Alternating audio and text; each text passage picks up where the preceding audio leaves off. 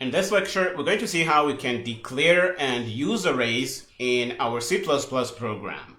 And again, arrays are a facility we have in the C++ programming language to group many variables together and manipulate them as a single unit. For example, here we have a bunch of integers in memory. Each of these red things is going to be 4 bytes in size, so we can think of it as an integer.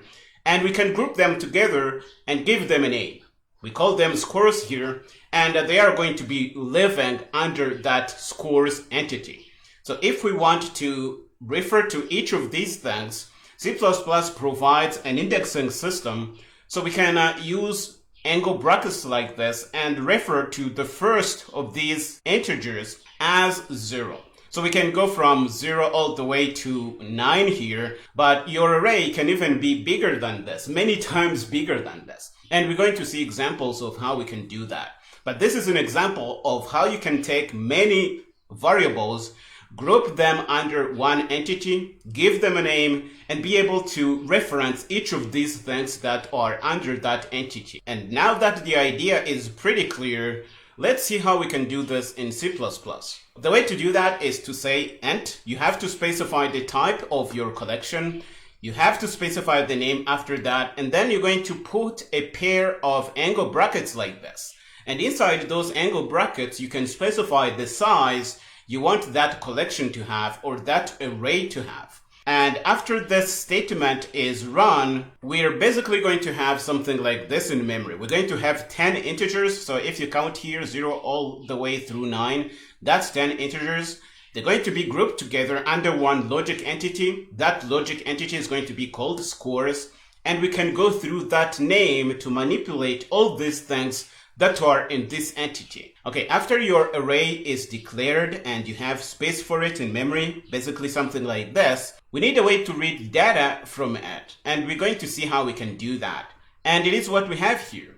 For example, if we want to print the first of these elements, we're going to say scores, angle brackets, and specify the index of the first element in that array or that collection of integers that is called scores. Okay, one thing you should really keep in mind is that arrays are indexed from 0. They don't start from 1. So the first element is going to live at index 0. It's not going to live at index 1. So here scores 0 is going to print the first element, and scores 9 is going to print the last element, which happens to be the last in our collection here of integers. Okay, once our array is declared, it's not going to have data in it. There is going to be data in, but it's not going to be data that we put in. So we can think of this data basically as garbage. Another thing I want to bring to your attention is that your array has clear boundaries. When we declare an array like this, notice that we specify 10 as the size of our array. It's only going to have 10 elements inside. And you can see that we have from index 0 all the way to 9. And inside we have garbage data, but we're going to fix that in a minute. What I want you to see here is that you can't try and read outside the bounds of your array. C++ is funny in that it allows you to do that, but if you do that, you're going to get weird problems. For example, your program would crash or do something really bad. So you shouldn't really do this. Be aware of the boundaries of your array. If you try to read data from the outside of your bounds, you may read garbage data. You may even cause failure of the operating system because you don't really know whose memory you're reading. It's not going to be memory that is allocated to your program. So array boundaries are something you need to keep in mind when working with arrays. Okay, we just saw that we could read data from the array using this angle bracket syntax. We can even do that through the loops and read all the elements in the array. And this is how we could do that. And you can see that the loops we learned about in the last chapter are starting to come in handy. Okay, we have seen how we can read data from the array, but what if we want to put something back in? What if we want to write our own data in an array? Well, the syntax is pretty much what you would expect. We also use this angle bracket syntax, but we're going to assign data to that element in the array. For example, if we want to assign data to the first element in our array, we're going to say scores angle brackets 0, and we're going to assign a 20 in it.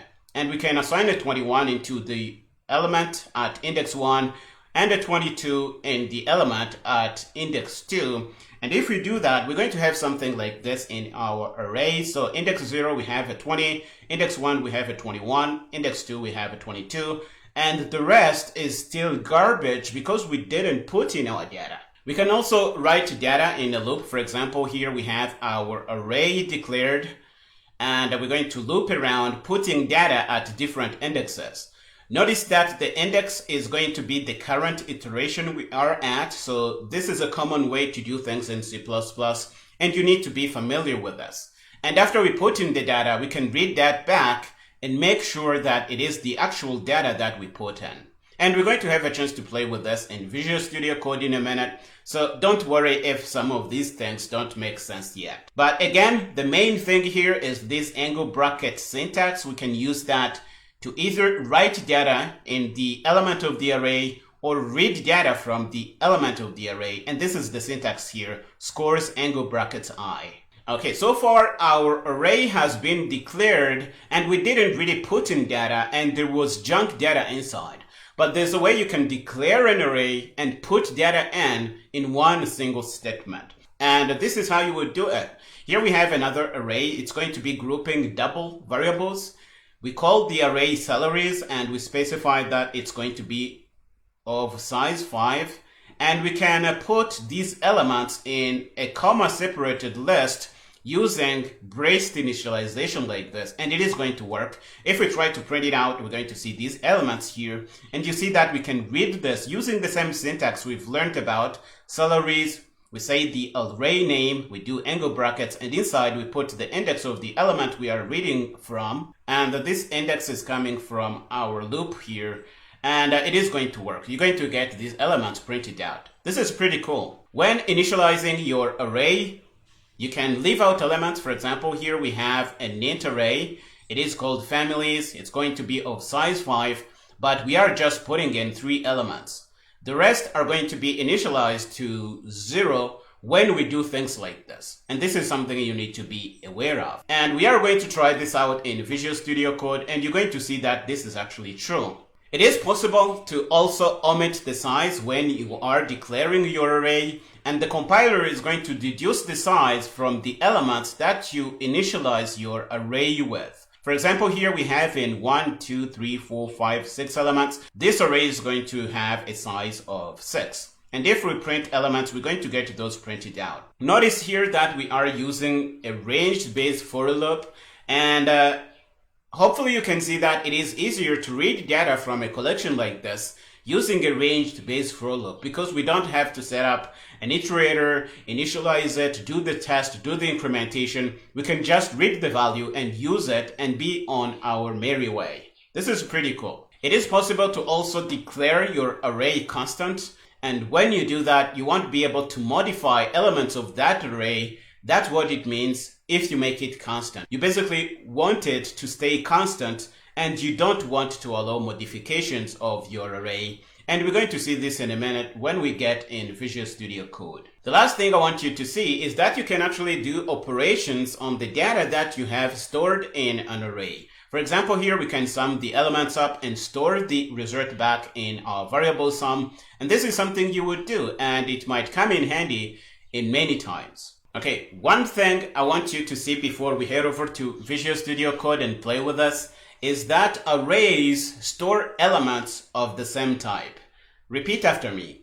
Arrays store elements of the same type. You can't try and store variables of different types in an array. I don't even know how you would actually declare that. And if you try and store a different type than the type that was declared for the array, you're going to get a compiler error. So this is something you should keep in mind, but it makes sense because when you declare an array, you're going to be given a bunch of bytes in memory, and those bytes are going to be collections of data that is of the same type. For example, here we have a bunch of integers. Again, each of these red things is an integer. And if you try to put in something that is smaller or bigger than an int, then the compiler is going to be confused as to how to read these things.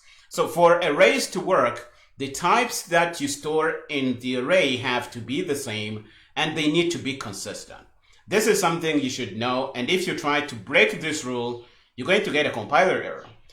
Now that you know about arrays, we're going to head over to Visual Studio Code and play with them a little bit. Okay, here we are in our working folder. The current chapter is arrays. The current project is declaring and using arrays. We're going to grab our template code and we're going to copy and move the files over. And we're going to open this thing up in Visual Studio Code pretty quick. We're going to open up the main CPP file and remove things we don't need. And we're going to see how we can declare an array of ints. Okay, the way you do that, you say the name of the array and you put these angle brackets and specify the size of your array. If you want, you can put a space in here. It's really not going to make a difference. And you're going to put a semicolon at the end. The moment this line executes, we're going to have the space for 10 integers allocated to us in memory, and that space is going to be called scores, and we're going to be able to read data from it or even write data back into it. For now, let's see how we can read data. And it is really simple. We're going to use this angle bracket syntax that we just saw in the slides. So if we want to read the first element, we can say stdc out. We want to print it out, and we're going to say scores. Specify the index we want to read from, so we say 0, and we're going to say std.endl to move to the next line. If you have this typed out, you're going to see that this is going to work, and it is going to print whatever is stored in the first element in this array here. And again, I want you to keep in mind the memory structure of your data when you are working with arrays. So what we're going to print right now is whatever junk data is in this first element here. Okay, in here we're going to say that we have in junk data. And let's bring up a terminal so that we can play with this. And we're going to build this with GCC as we always do. The build is going to be good. And we're going to clear and run Rooster. You see that this is the junk value we have in here. We don't have any useful data in here. It's just junk data because we didn't initialize this array. We can also read the element at location 2 and see what we have in there when you run the program. I'm not even sure if it is guaranteed that you're going to get the same data if you run the program multiple times, but we don't really care. We know that it is junk data. So we can't use this in our program. What we're going to do is run this and see the value for the element at index 1. Let's build with GCC. The build is going to be good. We're going to clear and we're going to run Rooster, and you're going to see that at index 1 we have a 0 end. But doing it manually like this is really time consuming, and it is possible to actually do this in a loop. We know the size of this array, so it's a 10, and we can loop around 10 times, printing each element at each iteration. And the way we do that, we're going to read with the loop, and we're going to say for, okay, size t, and we're going to start from index 0. This is really important because arrays are indexed from 0. They don't start from 1 again. This is something you need to drill in your brain. And we're going to put in our test case, we're going to say I less than 10 because we want to go from 0 through 9. And we are going to increment our iterator. After we do that, we're going to have to jump into the body of the loop. And we didn't name our iterator. That's why we're having this squiggly line here. Let's do that pretty quick. We're going to jump into the body of our loop, and we are going to say stdc out, and we're going to say scores. And we need to be careful about how we format this because I is not something we have. We're going to be getting that from our iterator here. So we're going to print it like this, and this is going to work. No big deal. And we're going to say scores, and we're going to say I. That's going to be our index that we want to print the data for. And we're going to say std.endl. And because we don't want this to confuse us, we're going to comment that out, and we're going to go up and make sure our comment is nice and neat, and we're going to try and run this. And what do you expect to see? Well, we don't have any real data in here. We're going to have some junk data, so it could really be anything we get printed here. So let's build with GCC, and we're going to give ourselves some breathing room. We're going to go down and clear and run Rooster, and you see that this is really some junk data. And if we run it again, let's see that we get the same output.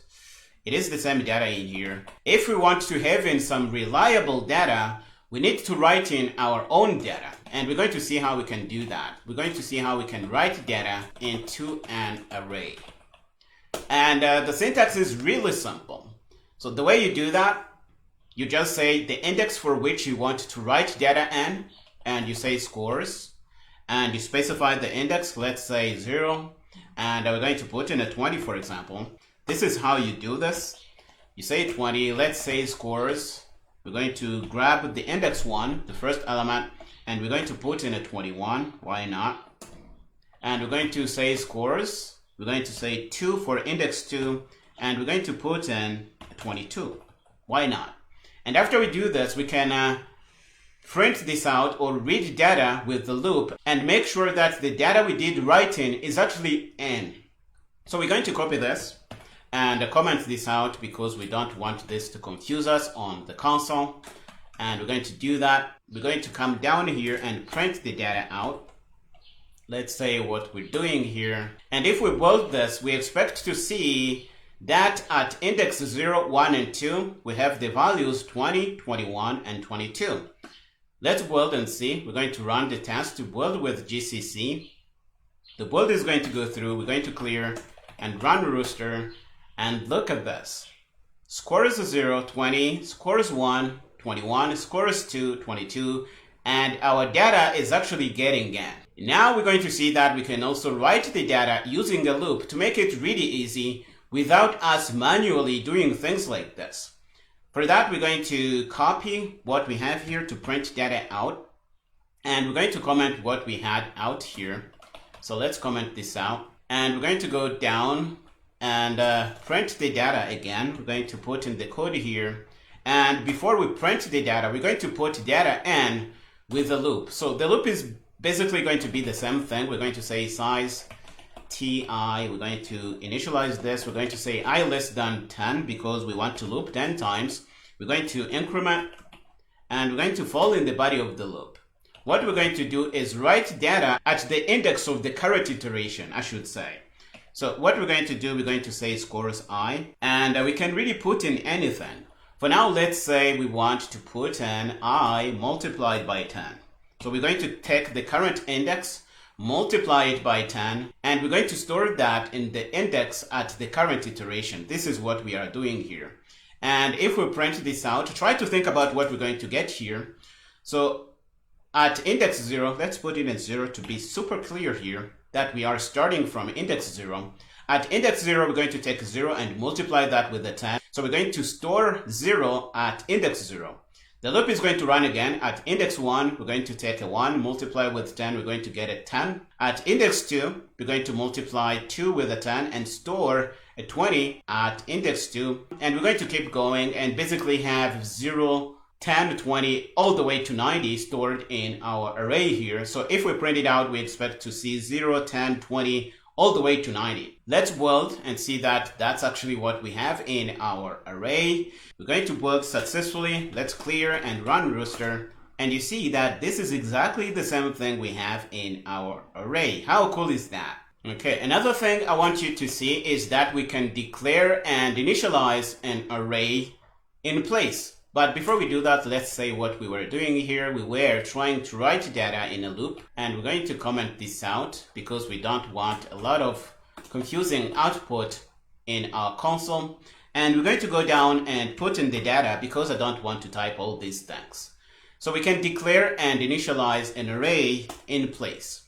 And the way we do that, the array is going to store doubles now. We can really declare an array of anything, but so far we had seen that we can do that for int. Now let's try a little bit and show you that you can do the same thing for double types. So we can declare an array of double types. The size is going to be 5, and we're going to initialize that with this data here. So at index 0, we're going to have a 12.7, index 1, a 7.5, index 2 a 13.2, index 3 an 8.1, and index 4 a 9.3. And that's what we're going to have if we print this out. Here we have a simple loop to print it out, and it's going to basically say salary 0, 12.7, and it's going to go all the way to salary 4 and print a 9.3. And this is something you can do if it makes sense for whatever you are designing with C++. We're going to build this with GCC.